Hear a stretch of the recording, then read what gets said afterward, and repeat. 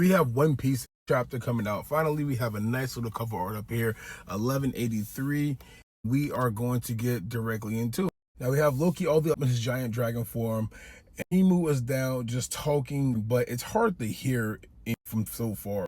I guess Loki doesn't want to really pay attention. He wants to continue on with the fight. Now they've been sending blows after blows to one another, truly just having an all-out battle. This has been one of the best battles I've seen in Elbaf. So for those that are watching, just know when this gets animated, it's gonna get animated really good. They're going back and forth.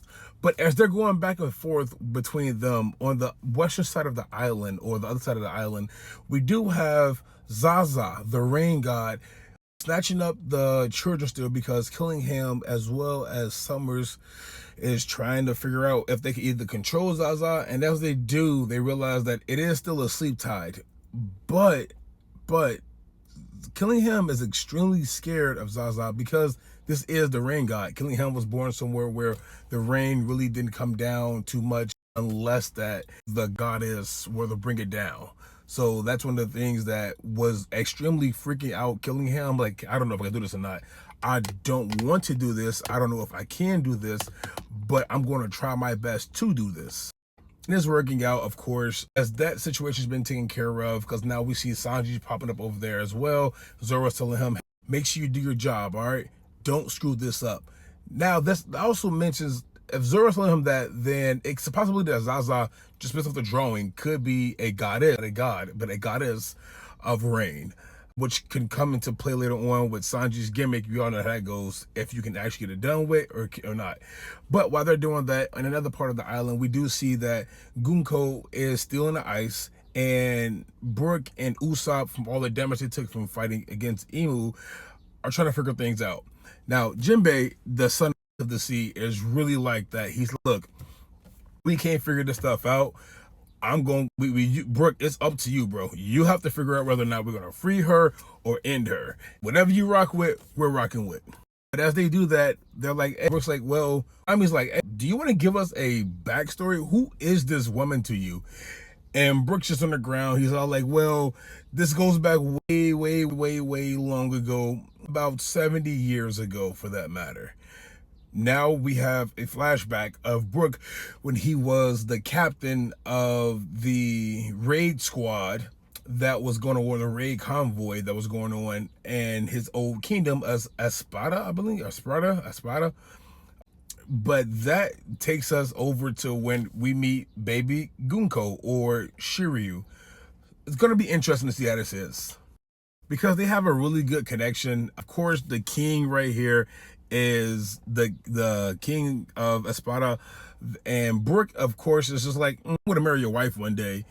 And even Shiryu, little girl who looks kind of like Gunko, was like, Brook, you can't be doing that. Plus, I'm gonna be the one who marries you when I get older.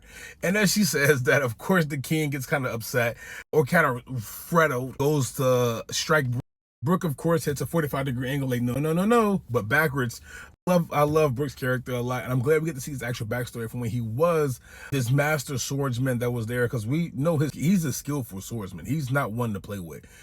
But even in this situation, it goes way back to him being the commander of the convoy, but he took over that position from the current queen as well, because we now have Queen Kendall, and she is somebody who is a force maker with as well. Her design, her look, very much so speaks to where she's at, because they're in the kingdom of music as well. Because Brook started off everything, waking the people up. He's sitting there giving them the whole rundown, the spiel, like, wake up, it's 4 a.m, time to get cracking, let's get off your feet.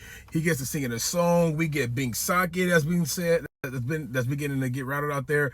But the whole thing, while this is all going on, the queen is being targeted, and Brook's like, don't worry about it so much. And this comes into play with why Brook is such a dominant swordsman, because he's like, oh, I seen that group earlier when they tried to come in. They came into town earlier. You just not telling us about that? Don't worry about it. Plus, the queen is highly capable of handling herself. She was the former leader of the convoy, remember that.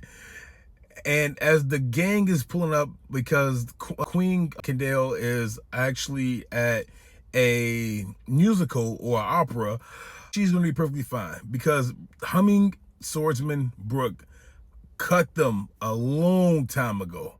But the humming swordsman aeronaut slash, they all fall down right outside the music hall, because they're going to go in there, bombard, go from there.